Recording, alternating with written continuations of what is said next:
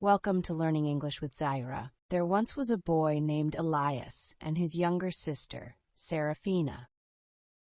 They lived in a quiet village at the edge of the kingdom, where the river met the fields, and the sky stretched endlessly above them. Their mother, a kind-hearted woman who always smelled of lavender and warm bread, had passed away when Seraphina was just a baby. Their father, a humble blacksmith, did his best to raise them, teaching Elias the strength of iron and Seraphina the warmth of kindness. Elias was strong and dutiful, always protecting Seraphina from the world's harshness. She, in turn, was light-hearted and full of wonder, finding beauty in the simplest things: a wildflower by the roadside, the laughter of children, the way the sun set behind the hills like a golden crown. They had little, but they had each other, and that was enough. But fate had a different path in store for them. One winter's night, their father fell ill. His hands, once steady as they shaped metal into tools and weapons, trembled with fever. No herb or remedy could cure him, and by the time the first snowfall dusted their rooftop, he was gone. The village, though full of kind faces, was not a place where two orphans could survive easily. Their father's forge was taken over by another, and their home no longer belonged to them. With nowhere to go, Elias and Seraphina set off into the world.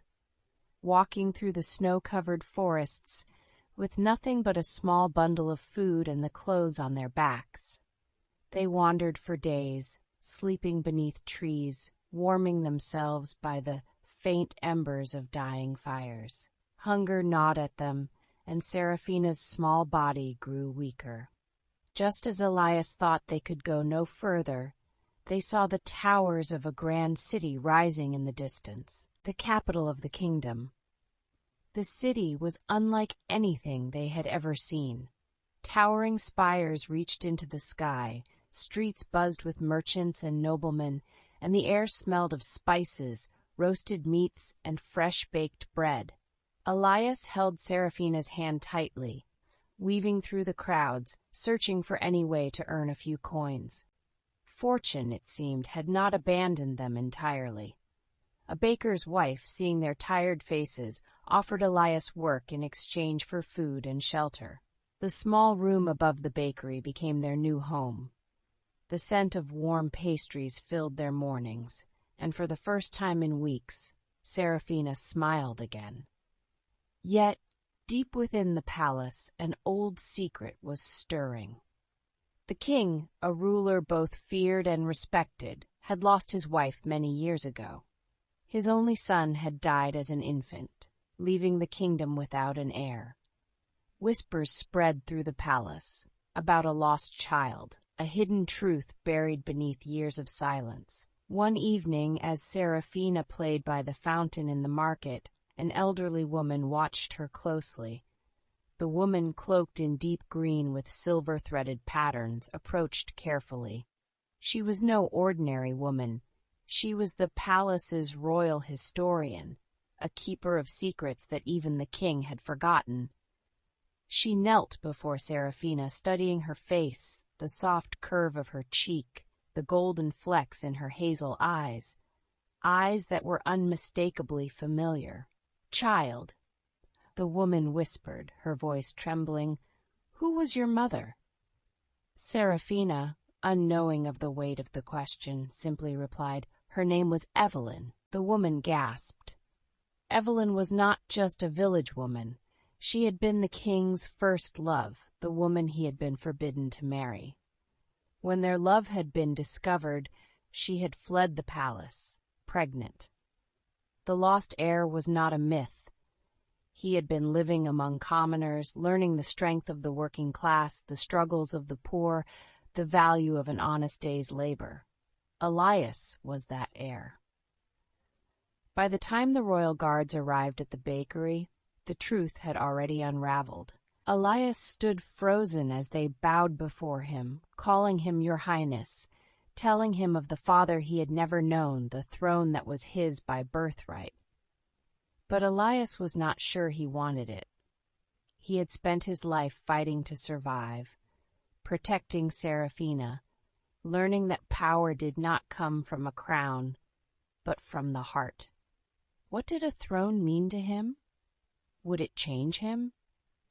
Yet, as he looked at Serafina, he saw the hunger they had endured, the cold nights beneath the stars, the pain of losing their parents. If he took his place as the king's son, he could ensure she would never suffer again. He could give her a future where she would never have to beg for warmth or kindness. And so, with a heavy heart, Elias stepped into the world of royalty. The king, upon seeing him, wept. He saw his lost love in Elias's face, his own youth in the boy's eyes. And for the first time in years he felt the weight of regret.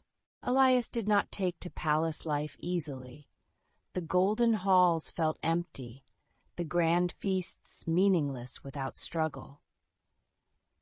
But he was not like the nobles who had never known hunger, never felt the ache of loss. He was different, and the people of the kingdom saw it. As time passed, he did not rule with an iron fist, but with a hand that had once known the feel of a hammer, the roughness of stone. He walked among the people, listened to their struggles, and worked to ease them.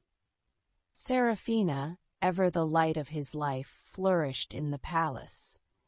She became known as the Golden Sister, the girl who spoke to children in the streets, who shared her food with the hungry, who reminded Elias of where they had come from.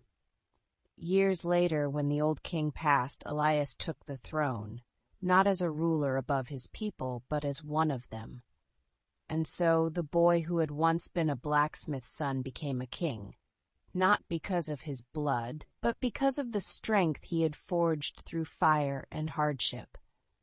And beside him always was Serafina, the sister who had been his guiding light, the girl who had made a lonely prince into a just and beloved king. The kingdom flourished under their rule, not through power or war, but through kindness, wisdom, and the simple belief that a king was nothing without his people. And so their story was written into history, not as a tale of royalty, but as a legend of two orphans who turned struggle into strength, loss into love, and a kingdom into a home. Don't forget to like, share, and subscribe.